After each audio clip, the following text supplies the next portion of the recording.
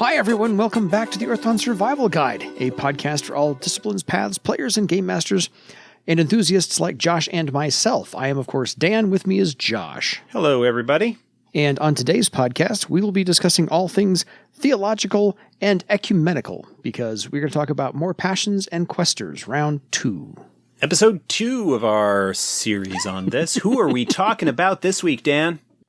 Chorrolis and Raggok. Oh, we got one of the mad passions first, in here in this one. Yeah, first mad passion. I figure we do 3, I can't say regular, but unmad, and then 1 mad every time. So next time around, we'll get to two normal passions.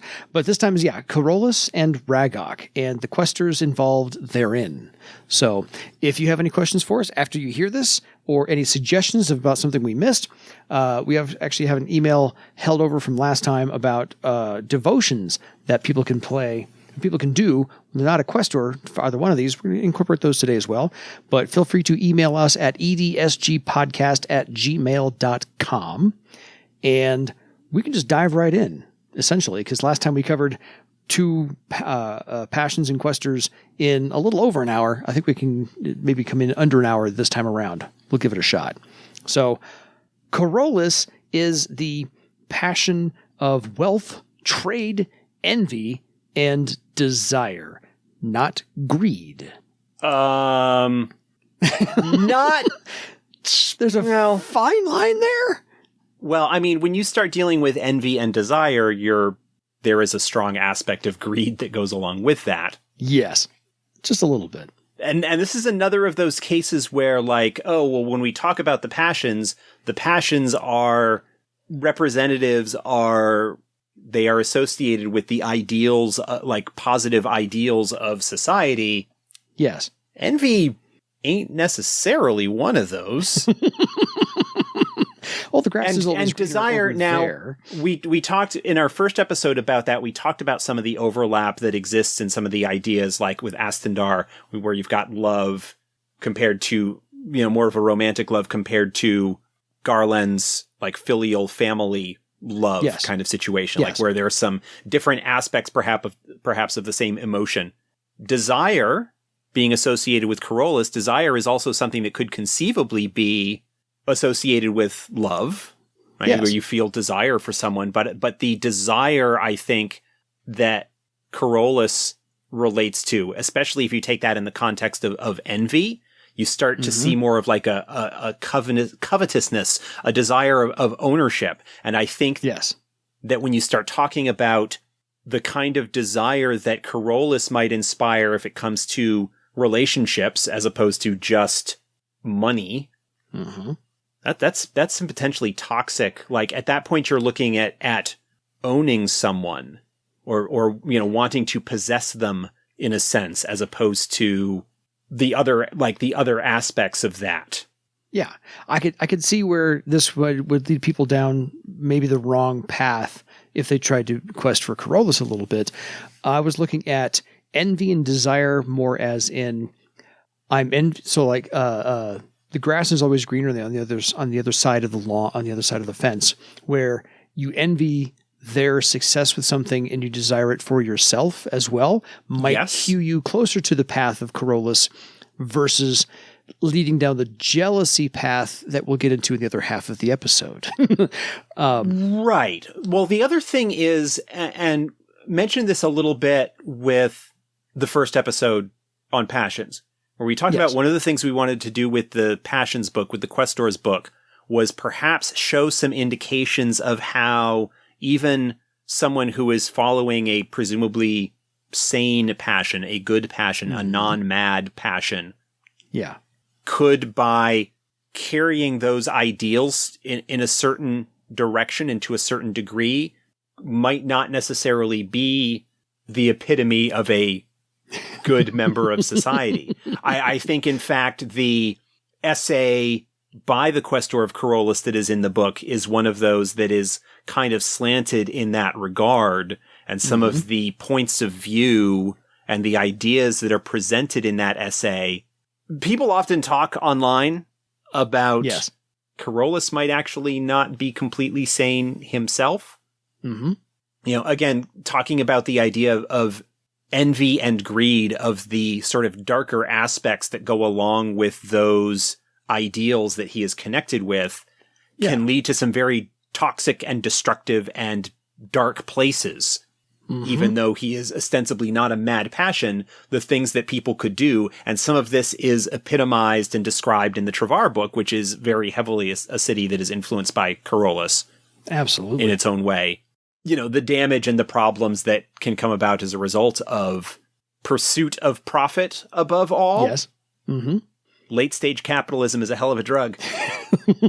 Well, I love the fact that it's wealth and trade, which essentially, if you can condense those two down, would be prosperity. And so making your life better, maybe.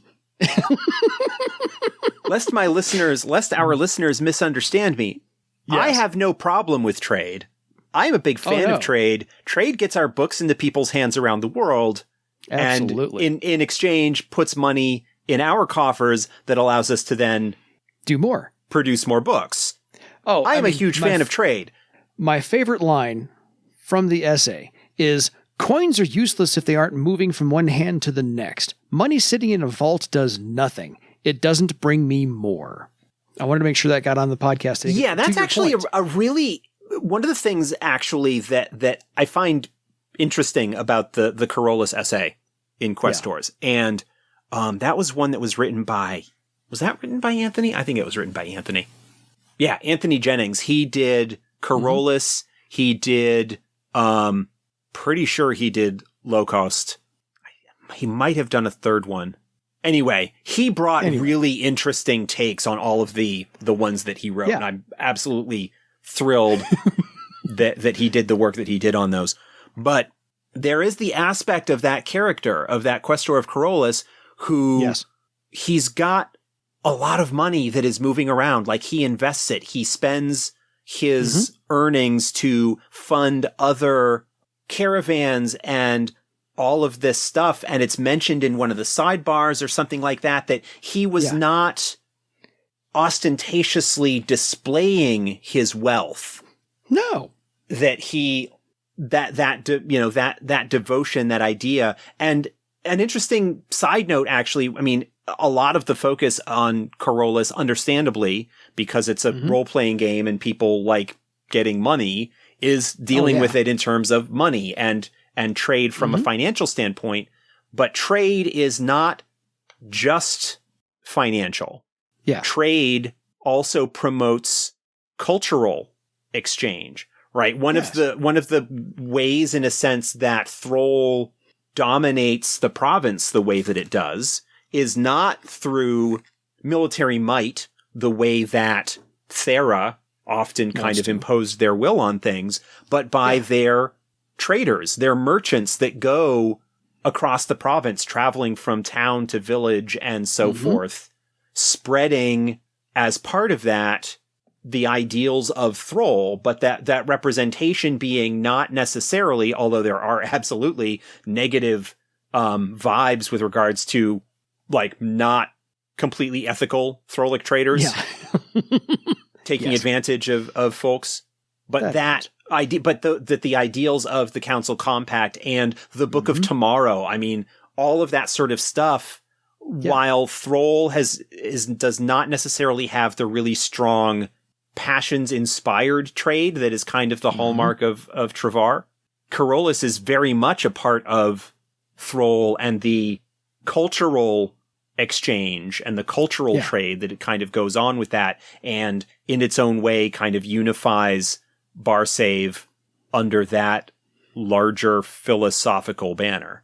Yeah, because a trade is supposed to improve both participants in that, either culturally or monetarily or both. Hell, even or both, or even, in any which way you want it to do trade. You want to trade customs, you want to trade ingredients, you want to trade raw materials, you want to trade languages, you want to trade money, you want to trade goods for services, whatever the case may be. It's supposed to benefit both parties. And so that is the Chorrolis, where you've got the envy and the desire to improve your situation, because you're envious of something else you don't have. You desire something you don't have. Therefore, you're looking to prosper from it.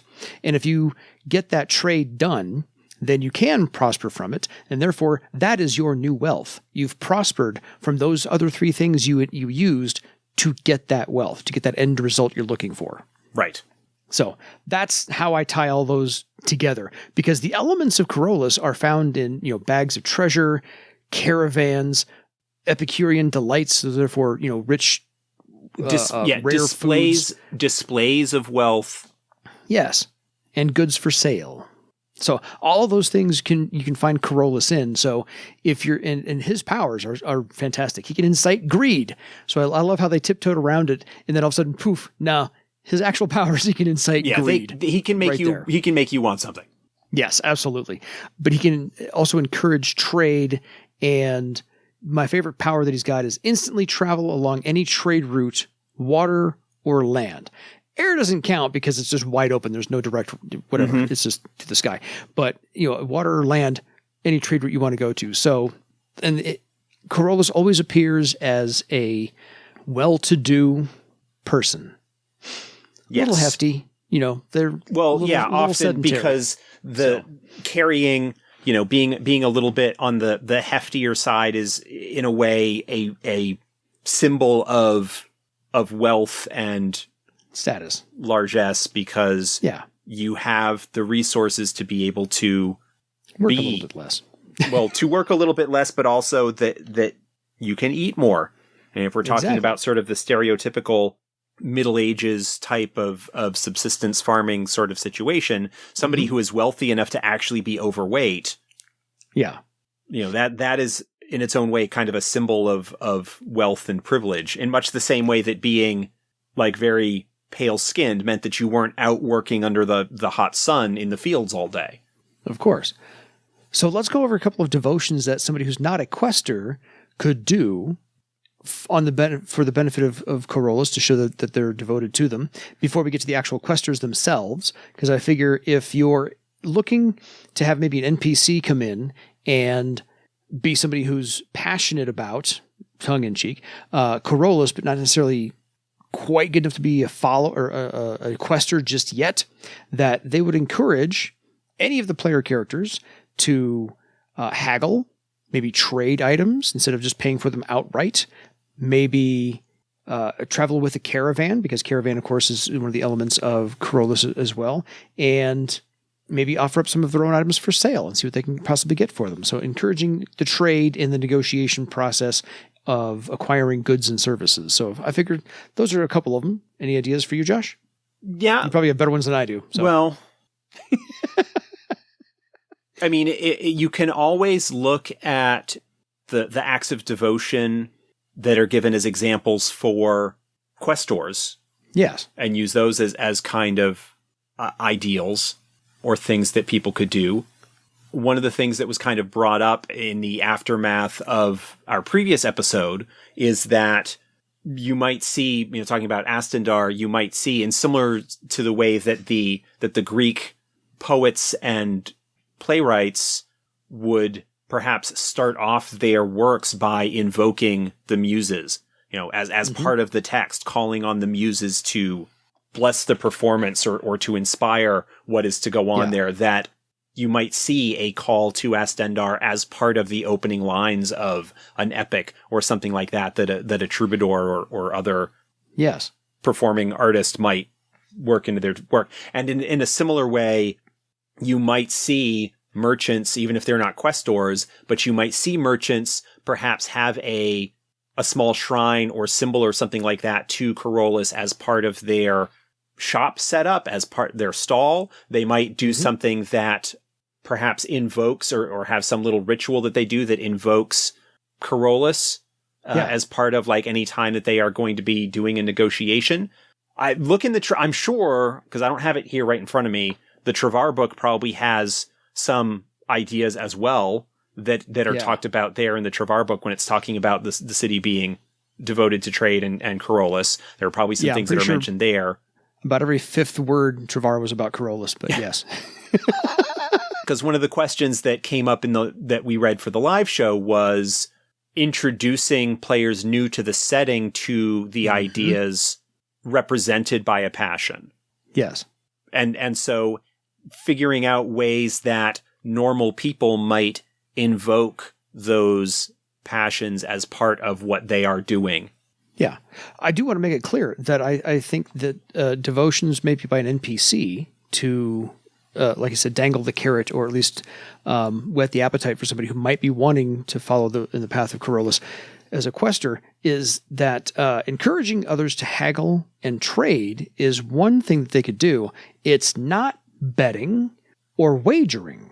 Mm-hmm. That's not Chorrolis' thing. Not generally, no. No. So I just wanted to make that clear. You can probably, entice somebody or goad somebody. Hey, let's make a wager. Let's make a bet. That's not a Chorrolis type thing. Yeah, there's not really trade. That's focusing over much on the financial aspect of things, on the money aspect of things, when really the stronger positive focus for Chorrolis is trade and what that does for society as a whole in terms of allowing people to specialize in a trade and to be able to exchange those goods and their expertise for things that they need from somebody else. That basically that difference from the hunter-gatherer / subsistence farmer kind of situation to we have cities, we've got people who are specialized in trades and experts at certain things, and they look at the culture and society that grows up around that.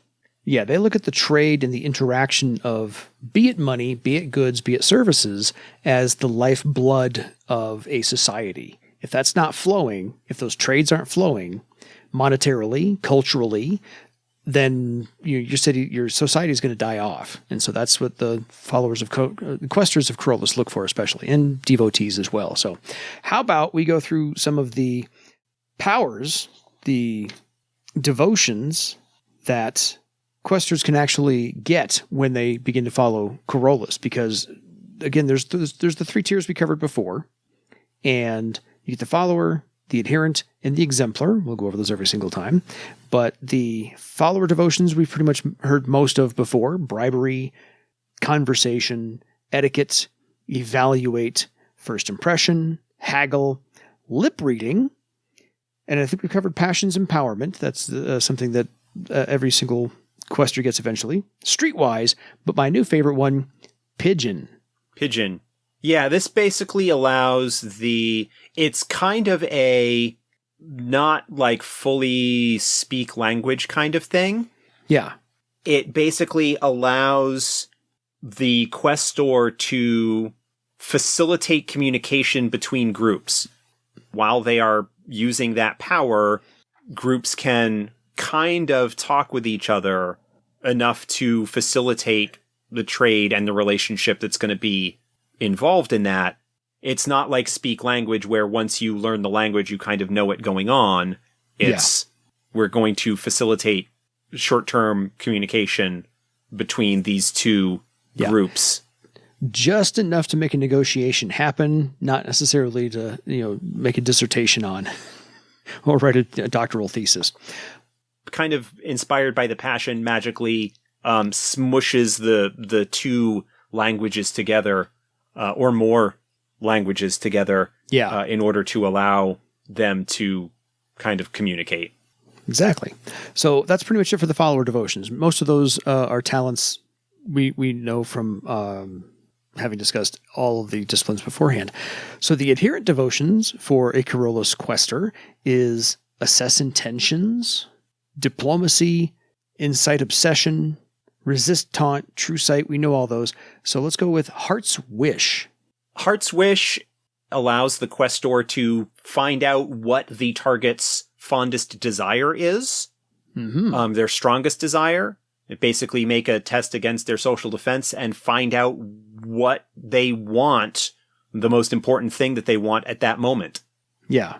Nice. I know what you want. Now that allows me to leverage that to strike some deal where I can provide that to you in exchange for something that I want. Or perhaps I am looking to get something from you.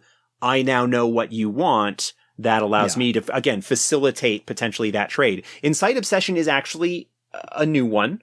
That's also a questor power. It basically allows the questor to make somebody be obsessed over something.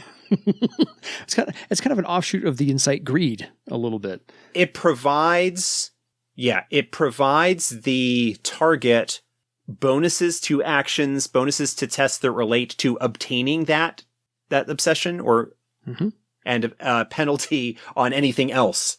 As with a lot of passion, with a lot of questor devotions, the bonuses are plus and minus 2 for non-adepts.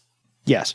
I meant to say passion's inspiration was something we had covered before, but I was wrong. You were correct. Insight obsession. So psychometry also new. Yeah, that's actually a knack in the companion. I think it's connected to item history, where item history normally requires the person using it to study the item for a week before they can make the test in order to learn things. Psychometry allows them to pick up an item and short term learn a little bit about its history. It doesn't do anything as far as unlocking key knowledges of thread items, but you can pick up an item and learn a little bit about a history. Like that's the sort of thing that would maybe be used in conjunction with, if you're doing an investigation, you pick up an item. Evidence analysis. It would allow potentially a questor who has that ability.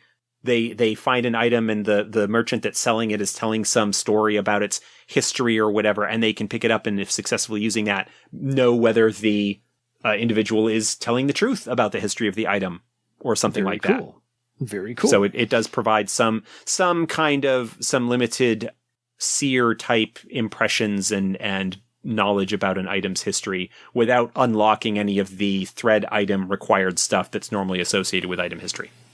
Nice little version of that. And then Resistant and True Sight we know about. So those are the adherent devotions, a couple of new ones in there. The exemplar devotions, once you get high enough at being a questor of Chorrolis. Enchanted Gift. Enchanted Gift, the questor creates an item suitable and symbolic to the questor's passion as a gift to evoke a specific base emotion in the recipient, which is then directed at a specific subject. And they make a test. If successful, there are bonuses to social tests that further that emotion and penalties to tests that are contrary to it. So in this case, for a questor of a questor of Chorrolis that is doing Enchanted Gift, gets, if given a gift, then gets bonuses or penalties based on whatever kind of action that the questor wants to inspire the target toward. The target doesn't necessarily need to know that the item itself is enchanted, but there is a little bit of a restriction in terms of they need to obviously present it as a gift. Like there are some restrictions and guidelines in terms of how it's like, you can't secretly, in some respects, you can't secretly do it. You are presenting it as a gift. And not just, I enchant this thing and drop it in their pocket and suddenly they start behaving differently. You give them the thing clearly. They just don't necessarily need to know that it's going to magically compel them to, or magically prod them to do certain things. Gotcha. And then one of them in here, I think Safe Thought is pretty well known, but Grip of Chorrolis. Yeah, Grip of Chorrolis, the questor enchants a pouch of coins, causing those in the area to become much more interested in financial ventures. If successful, a target is more interested in schemes involving money than normal, whether responsible investments or get-rich-quick schemes. Again, it gets some bonuses and penalties to social tests related to that stuff. Of course. And then my favorite... But it only relates to instigating transactions. It doesn't do anything to actually affect whether those transactions will be successful or not. Of course not. And my favorite exemplar devotion, Let's Make a Deal. Let's make Monty a deal. Hall. Invoking Monty Hall. The haggle talent /skill /devotion only goes so far. Once sort of, if you are using the mechanics for that, once the test fails, then negotiation ends and the price is sort of settled. Let's Make a Deal allows the questor to say, basically, start that process over again. Inspires the target with the desire to negotiate an offer they have previously turned down. Oh, there you go. This can even include things like even beyond, like above and beyond, the haggle is over, we're going to try and go further. This is, I want to buy this incredibly rare item off of you and you refused. I am going to now magically passions inspire you to actually open negotiations on this thing. Very cool. And then we have two more. Touching the past. Touching the past is another knack. It's also off of item history. It's on the same page as psychometry, which is 96 in the companion. Gotcha. Cool. And then undermine. Undermine, I believe, is also, it's as it's a high circle talent. Not sure exactly what that does off the top of my head. Uses inherent superiority to make the target feel inadequate. So they make a test against the target's social defense. Each success reduces the target's social defense by 1. Okay. It's a social defense debuff. Yes. Basically, you undermine their confidence and give them social defense penalties, which makes it easier because so many Chorrolis questor devotions are based off of social defense. Yes. Makes it a lot easier to use other abilities on them. You basically weaken their resolve and self-confidence in a sense, making it easier to use other abilities on them. Mm-hmm. So I don't think it's really... So we've had 2 passions so far, Astendar and... I blanked completely on who we did last time. Jasperi.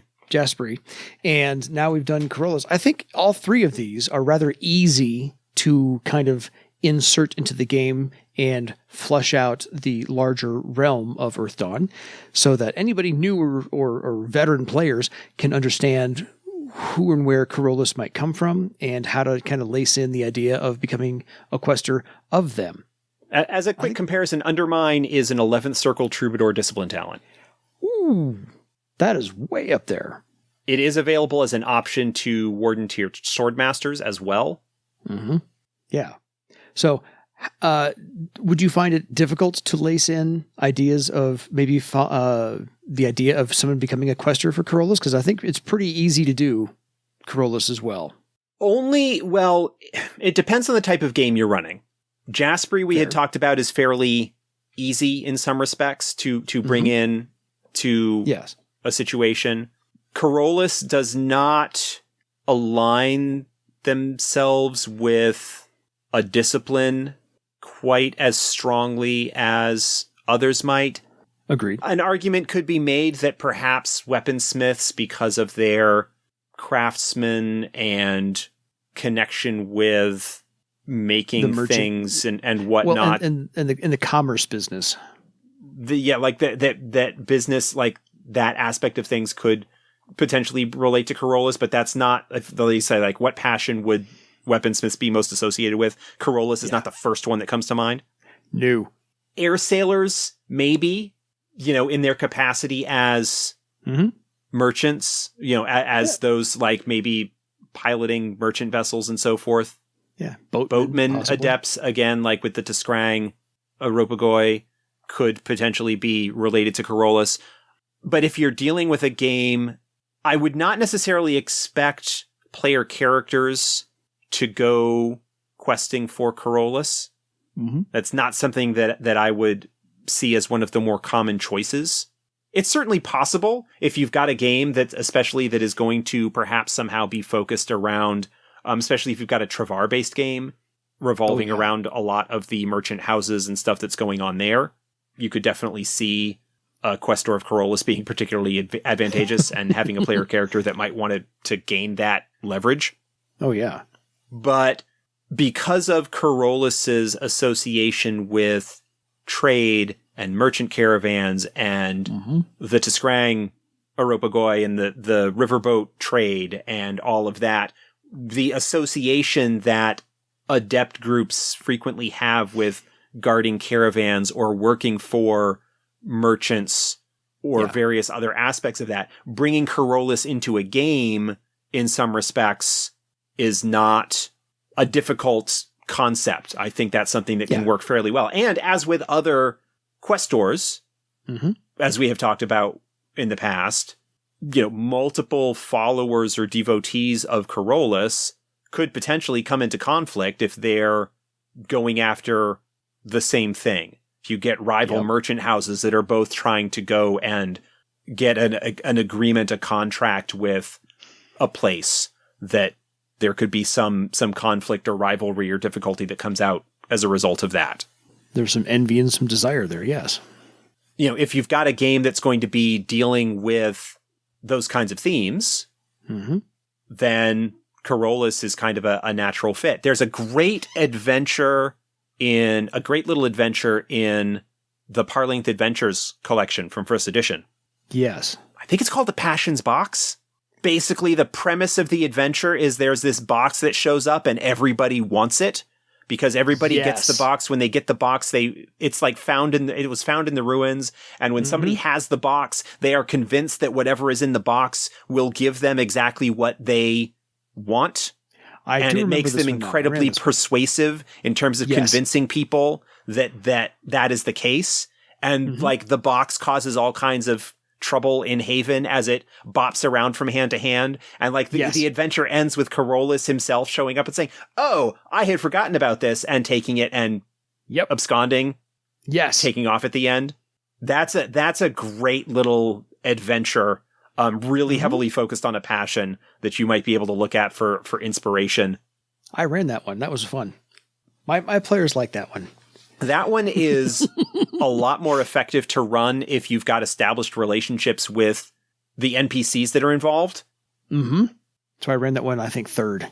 Because I ran the Parlainth Adventures out of order because they're published 1, 2, 3, 4. I ran them out of order on purpose because I wanted to do that one like third before I got to the end. And yes, that one was absolutely fun. Everybody knew the NPCs. And since I had veteran players with veteran characters, they were able to interact in a much better way than just novices first time out. So that one was worth the wait in getting to, but absolutely fantastic. The motivations for questors of Chorrolis can be relatively simple. Like you're dealing with trade, you're dealing with money and whatnot. One of the things that you might want to think about if you're looking to shake things up, maybe approach things a little bit differently, is to look at other ways that you might metaphorically. I mean, we talked about cultural exchange. We talked about like trade in that regard, not being just a matter of exchanging coin and goods, but exchanging culture and looking at maybe some of the other metaphors that could be used for these ideals and how they might come into play with something like that. Yeah. I think that kind of lays out the groundwork for Chorrolis a little bit, or a lot in this case. So let's move on to our mad passion. Evil laugh insert here. Insert evil laugh here. So we're talking about formerly known as Rashomon, but this is Raggok. And Raggok's ideals are vengeance, bitterness, and jealousy. So not quite envy and desire. This is jealousy. So there's that fine line. This is the dark, like this is, yeah. The green-eyed monster? When you come to like the mad passions, Raggok is in some ways kind of in some ways the easiest to understand, or kind of the most in your face aspect of it. He's the, vengeance, very upfront, bitterness. And this is where, something has just gripped your heart and is twisting it to vengeance, and just, ugh. He is also, Raggok they are also very strongly associated with the undead and corruption sort of as a general concept. Yes. Love turned to hate kind of aspect of things. And so questors of Raggok and powers associated with Raggok have the ability to affect undead the same way that they would normal people. Yes. We didn't mention it explicitly, but Jasperi actually, their powers can also be used on not just name givers, but on creatures as well. Yes, because they were flora and fauna.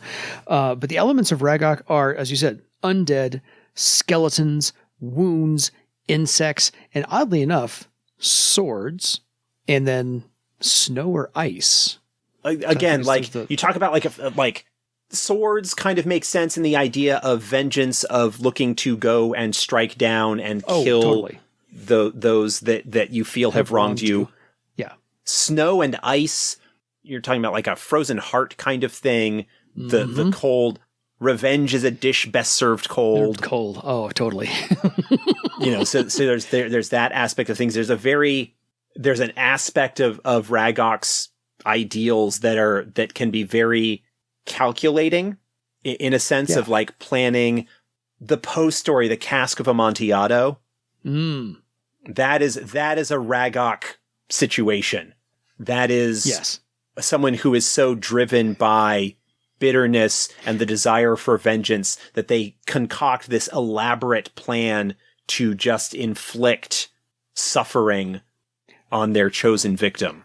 And the Count of Monte Cristo as well. The whole premise is based upon jealousy, and then the result of that jealousy is the wronged person coming back with nothing but vengeance and bitterness toward the person who is jealous of him. So the whole thing is a Raggok passion, front to back, up and down, left and right. So that'll be fun to kind of go with as well. So Raggok's powers are to instill painful memories, raise the undead, inspire hatred, and I love the fact that this just kind of creates a mob mentality where he can mind hop from name giver to name giver within like a 50-foot radius. And so he can just like ping pong or pinball through all the name givers around you, inspiring all these painful memories and inspiring hatred. So this is where you get that nasty, nasty mob mentality of vengeance is theirs. So mob rule is not a good thing. So shall we discuss the devotions that, because this is a pretty easy passion to get behind, is to go, oh yeah, that's pretty evil. We can understand that without too much muss or fuss. So the follower, adherent, and exemplar abilities a questor of Raggok could get. Again, the follower devotion's not too different from what we've gone through before. This is where you get a durability of 5. Well, part of the reason for that is that when we're talking about questors of the mad passions, they are frequently going to be antagonists. They're going to be enemies. And so giving them durability as a devotion that they have access to makes it possible, makes it easier to create just a questor that can physically stand up to the output that an adept party would be able to bring to bear on them. That's part of the reason for that. But also as a flip side of the fact that they want to inspire and inflict pain and suffering on their targets. The sadomasochist kind of aspect of things, that durability also allows them to consequently endure suffering at a greater extent. Yeah. So you get the durability, and then battle shout. We just talked about enchanted gift, frighten, grave commands, passions empowerment, resist influence, surprise strike. But I think there's 2 new ones on here. Cold reminder. Cold reminder allows the questor to enchant some water, causing it to freeze, and all of those within the area of effect feel the sting of bitterness and regret and basically become short-tempered and suffer penalties to interactions with people who are being friendly and outgoing. Nice. Or, well, not so nice. And then torment. Grave commands is also new in this book. Mm-hmm. Basically, it's what allows Questor of Raggok to control undead. Yeah, that's not going to be a good day. Basically, if they make a successful test against the undead, they gain control of them. The undead will follow their commands for whatever the limits on that are. Well, there you go. And then torment. Just a lovely word. Torment. Oh. It's sort of like the pain spell. Oh, there in you that go. the questor makes a test against the target's social defense, and for each success, the target effectively suffers a wound penalty per success. Mm-hmm. Yeah, basically, it's an incapacitating kind of, much like the Nethermancer pain spell. Yeah, because it just affects the wounds, so that's already just badass right there. So the adherent devotions for a questor of Raggok, grave empowerment. Grave empowerment grants bonuses to attack and damage to undead that are within range. Gotcha. And then insight obsession and insight rage. We've kind of, I think, covered before with... Well, insight obsession we talked about with Chorrolis. Mm-hmm. Insight rage forces the target into aggressive attack, and will attack the nearest living thing, fighting to the death, regardless of whether it's a friend or ally. Basically forces a berserker rage on someone. Okay, then. And Inspired Might. Inspired Might, the targets gain bonuses to strength-based tests for feats of strength or doing damage to inanimate objects. So this is getting people to break down a door, smash windows. That that sort of thing. Yeah. It doesn't do any like combat damage, but it basically inspires strength in them to tear down someone's home or any kind of. It helps with your mob rule. Yeah. And then Intimidating Bellow. Intimidating Bellow is a knack based off of probably Battle Shout or Battle Bellow. It's based off of Battle Bellow. There you go. It basically does something slightly different than the normal Battle Bellow, but it provides penalties, action test penalties, fear-based action test penalties. Gotcha. Fair enough. We've covered Passion's Inspiration. Poisoned Influence. Poisoned Influence is also a knack. It's a diplomacy knack. Instead of... It basically does the opposite of diplomacy. Instead of helping work out a negotiation between parties, it makes it more difficult.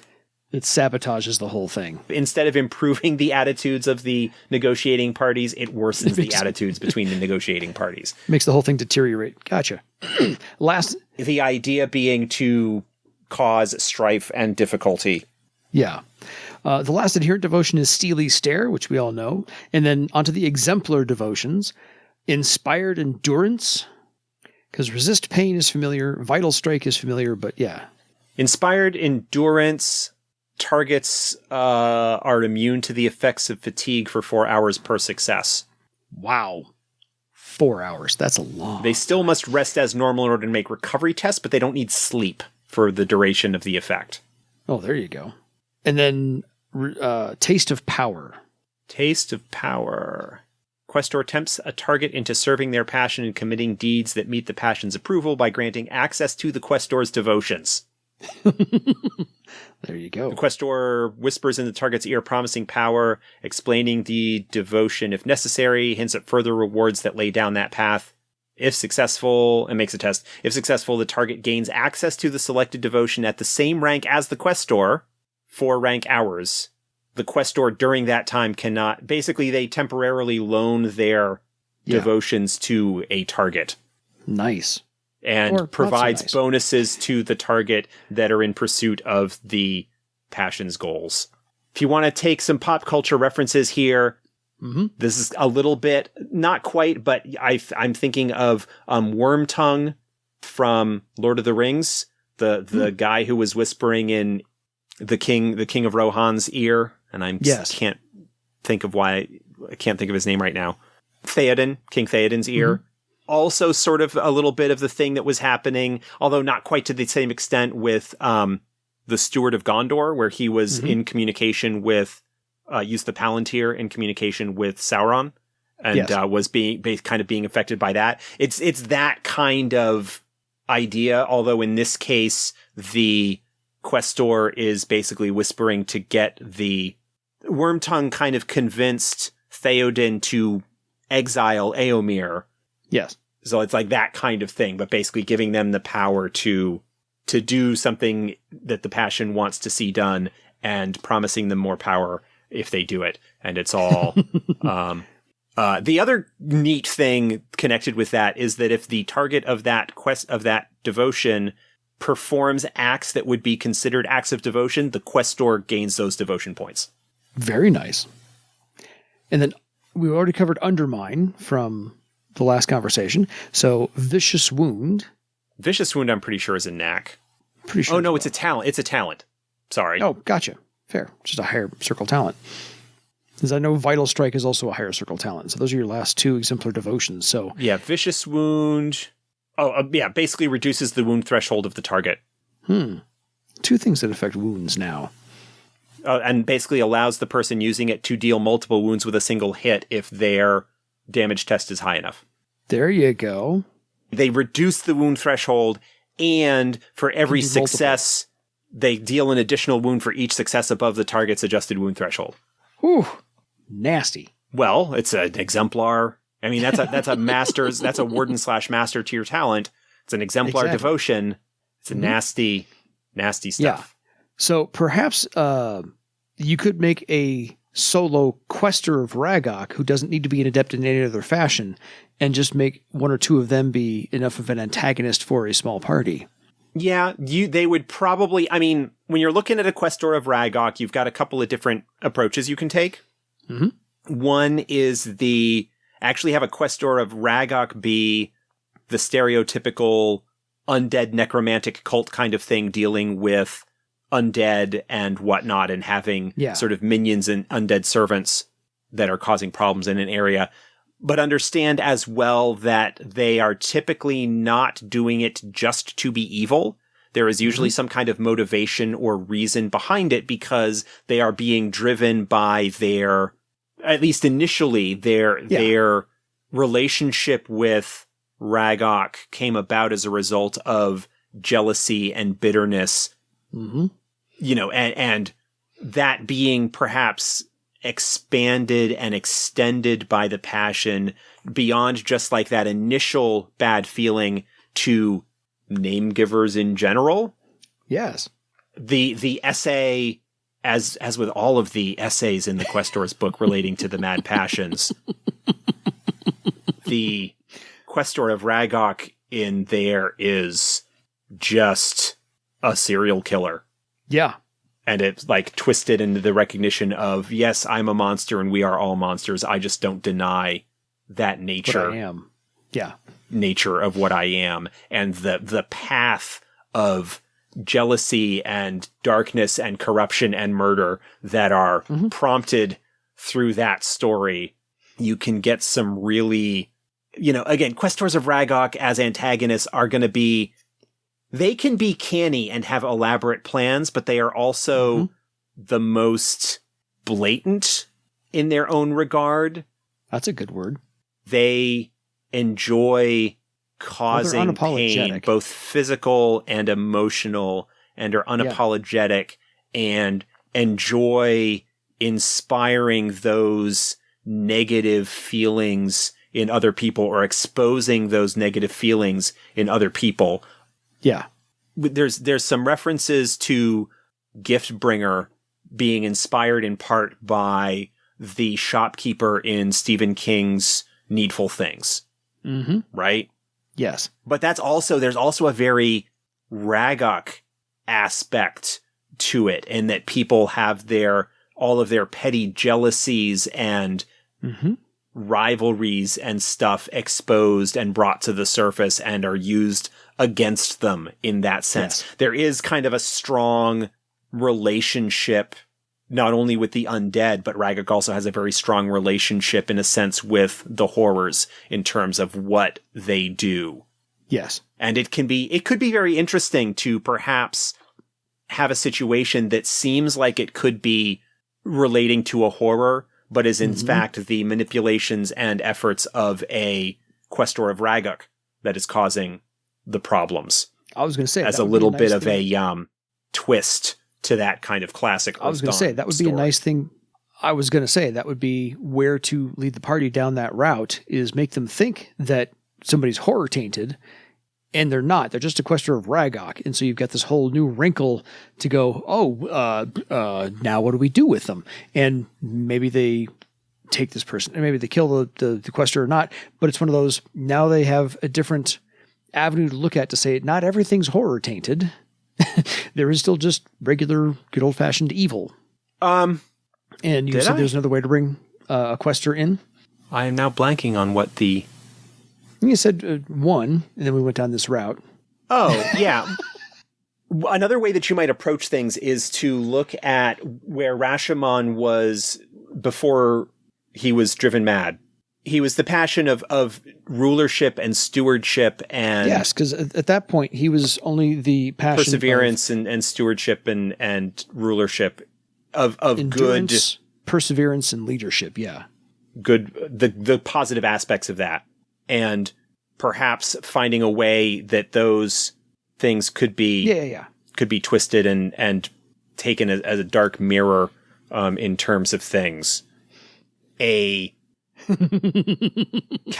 a town council member or burgermeister or mayor or somebody like that who has a position of authority and enjoys using that to cause problems for the people under their authority. A slumlord. Stewardship. Who yes. Going beyond the profit motive, but going beyond, like, I'm going to keep these tenements, I'm going to keep these places that I own in squalid conditions to relish and bask in the suffering of the people who need to live in squalor and that sort of thing. There's a little bit of overlap in some respects. Like, you could look at Scrooge at his worst and the hatred that he sort of bears toward humanity in general. There's a lot of things about Scrooge that are always about the miserliness and the money that would make people think of Chorrolis. Yeah, but there's also a bitterness. He's a bitter, bitter old man. Not that he necessarily wants to see people suffer, but he has no problem with people suffering. The thing that he says, some of them would rather die than be in the situation. Well, then they should go ahead and die. There's that bitter. I can't think of what the term is. Just like a general, like, hatred and disgust for humanity in general. Contempt. That sort of like worst aspects of Scrooge, where Scrooge is kind of like indifferent in a large part to the suffering of others. The questor of Raggok would go like that one step further and actually inflict. I think there is a little bit of satisfaction that Scrooge takes when he is verbally cutting down people who are expressing these notions of generosity and kindness towards people. Like, how stupid can you be? And a lot of that is driven by Scrooge's own background and what's happened to him. Oh, totally. And his experiences. But there is that like general, that disgust that kind of goes along with that can really kind of be brought to bear in maybe the motivations of someone who is maybe not being directly inspired to vengeance of a particular act by Raggok, but maybe who just generally has that just bleh. So we were asked the question, how does somebody who is a supporter of Raggok, not necessarily a questor, do their devotions? I'm pretty sure that's pretty easy. This is where I think, and again, I completely lost the thread of where I was going earlier, but we've got kind of two aspects of things. I think you can have the individual who might be suffering, who might be in pain because of something that was done to them, that might be prodded to feelings of vengeance or jealousy because of a particular act that might have been done that gives Raggok a toehold and allows Raggok to push that individual to do things without necessarily even perhaps being fully aware that they are taking steps down the path in service of the mad passion.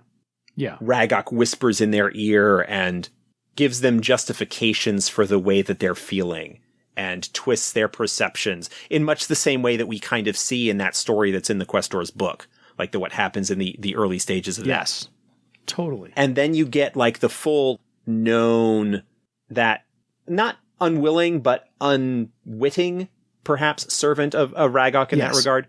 And then you've got the full-blown questor who has let that sort of inciting incident be expanded upon, and they find that they enjoyed the feeling that came along with enacting their revenge or taking whatever steps that they wanted to in paying back the feelings of jealousy or whatever, the incel school shooter kind of thing that gets through that and just finds that they really enjoy the power that comes along with that.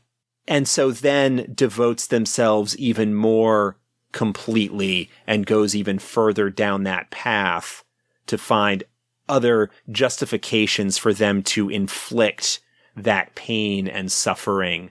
And they have the passion whispering in their ear, giving them the justification that they need to be just an utter, disgusting example of a human being. I just watched a movie a couple days ago called Chronicle, and it stars Dane DeHaan and Michael B. Jordan. And they acquire these superpowers, and Dane DeHaan's character basically realizes that, I want to be an apex predator. Therefore, I don't have any problem squashing a bug. Why should I feel bad about that? I shouldn't feel bad about being an apex predator with anybody else. And so looks at humanity that exact same way. So if you needed another reference for exactly the vengeance idea that Raggok would instill in someone, that's it right there. I mean, you look at, say, Jack the Ripper, and we don't know what was going on in his mind exactly. You know, we don't know the motives, but the fear that he inspired. Mm-hmm. It shouldn't be simply a slasher kind of thing. There is a societal rot that is kind of reflected in Raggok. There's a darkness there. These are individuals who are fundamentally, on some level, psychologically and socially broken and giving into their darker impulses and inflicting that on society. So here's the question. If Game Master has a player character who all of a sudden finds this vengeance angle or this bitter jealousy angle, how encouraging should that Game Master be to that player character to follow down this path? I would step out of their game and have that conversation, and say, hey, here's an idea that I had. Here's something that's going on based on events that are taking place. Yeah. Are you okay with this? Because that's something that starts pushing a character down a path of being a villain. Yep. And that could be a fantastic story to tell with a player character going down that. Yeah. I mean, there's some really potentially cool storytelling and role-playing and whatnot that can come about as a result of that. But that's something that, like any kind of horror gaming that really delves into darker topics, you want to make sure that you are in communication with the player. You don't want to deprotagonize them. You don't want to take control of the character away from the player. Yeah. You would want to approach that the same way that you would approach a horror, maybe taking a long-term investment in the character. Something that might read very well and be a very compelling story, the same way that, Chorrolis' relationship with the horror is during The Longing Ring. That's a very compelling and enthralling story to read. That is a very different situation from playing the character that is part of that relationship. It can certainly be done. Yeah. But again, caution flag. You're walking a fine line. Caution flag, wet floor sign, dangerous, watch for falling rocks.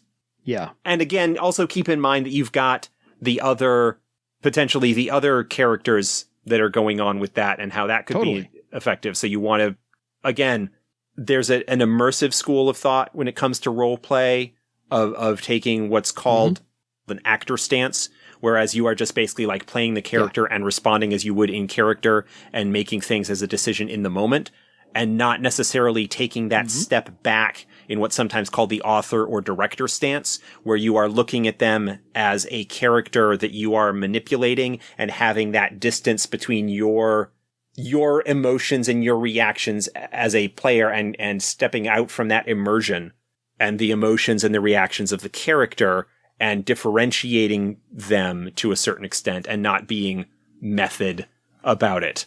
And I say that as someone with an acting background and talking about the bad method stories, the Jared Leto playing the Joker in Suicide Squad thing. Yeah. Like all of the worst examples of, oh, I was just playing my character kind of abusive, toxic garbage. If you can't tell from my tone of voice, I have a very low opinion of that. But it can work. It can be very compelling. It can be very cool. But you just want to be careful and make sure that that everybody involved is comfortable and that you have safety tools in place, however your table might choose to implement them, formally or semi-formally or whatever, so that you are not crossing lines that people are not comfortable being crossed. There's a great, potential for a redemption arc.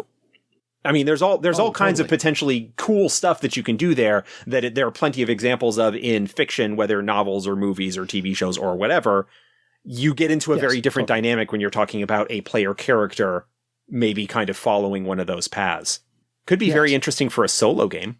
Absolutely. I just figured I would broach that subject because somebody might question, what could be done other than having that questor always be an antagonist.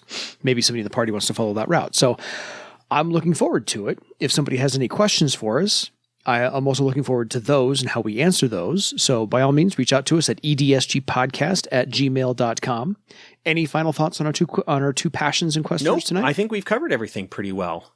Yeah, I think we did. A lot of the devotions and some of the really cool powers that either Chorrolis or Raggok can inspire for their questors or just grant their questors. So I think these are both, again, of the 4 that we've done so far, all 4 of these are pretty easy to work in some regard or another to kind of touch upon for anybody's campaign, anybody's overarching feeling of Earth Dawn. So you can work in these 4 passions rather easily. We'll get to some more difficult ones a little bit later on. So other than that, folks, I thank Josh for making the time, and it's time for you to go find some passion in your legend.